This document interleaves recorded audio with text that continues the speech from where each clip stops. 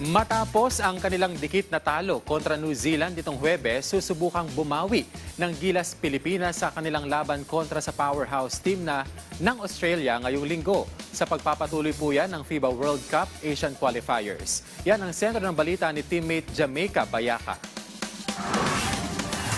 Muling dadaan sa butas ng karayom ang Gilas Pilipinas sa kanilang ikalawang laban sa Window 2 sa FIBA World Cup Asian Qualifiers. Matapos ang pagkabigo sa unang laro kontra Tall Blacks, umaasa ang pambansang koponan na makakabawi sa kanilang pagtutuos ng Australia ngayong linggo. Aminado si Coach Tim Cone na hindi sila maaaring manatili sa ideya na near win matapos kapusin sa posibleng game-tying three ni Dwight Ramos sa mga huling segundo kontra New Zealand. So we're going to continue to learn as we go forward. But again, I just don't want to get into this. We almost won. We almost did that. We don't want to play that game with ourselves. So we want to win games. I want to focus on our big guys I thought played well, especially AJ and Q. You know, they battled their big guys really well.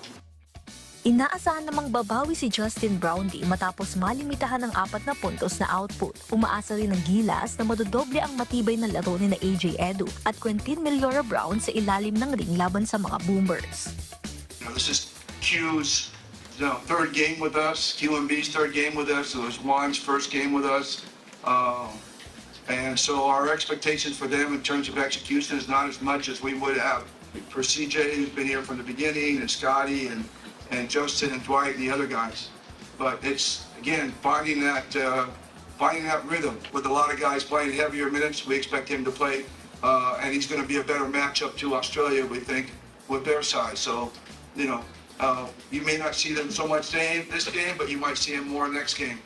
And that's just the way it is with a national team.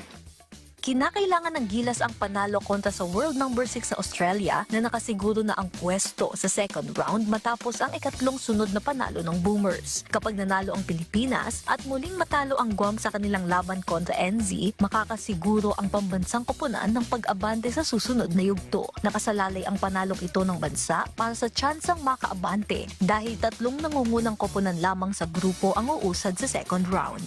Jamaica Bayaka para sa Pambansang TV sa Bagong Pilipinas.